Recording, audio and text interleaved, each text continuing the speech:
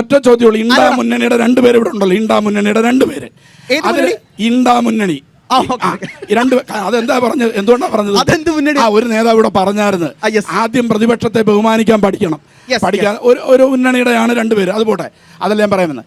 യഥാർത്ഥത്തിൽ ഇവിടെ ശശികുമാർ സഖാവ് മറുപടി പറഞ്ഞു കഴിഞ്ഞു. എങ്കിലും ചോദിക്കുകയാണ്, യഥാർത്ഥത്തിൽ ഇത് സുരേന്ദ്രനെ ആക്ഷേപിക്കാൻ വേണ്ടി BJPയുടെ പുതിയ സംസ്ഥാന പ്രസിഡന്റ് ആസൂത്രണം ചെയ്ത പരിപാടിയാണോ?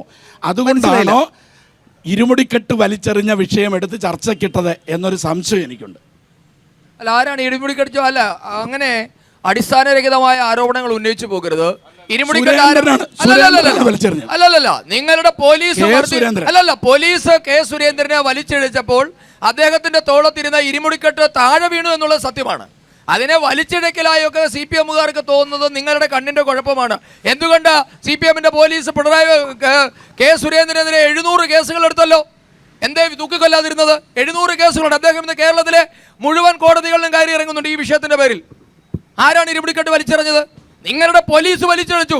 അദ്ദേഹത്തിന്റെ ഷർട്ട് വലിച്ചു കയറി, അദ്ദേഹത്തിനെ മർദ്ദിച്ചു. സ്വാഭാവികമായി ഇരുമുടിക്കെട്ട് താഴെ പോയിട്ടുണ്ട്. അതുകൊണ്ടാണല്ലോ അജയ 20 സീറ്റിൽ 19 തോറ്റ് കനൽ ഒരു തരിയായി അധപ്പതിച്ചു പോയത്. കേരളത്തിലെ ജനങ്ങൾ കണ്ടതാണ്.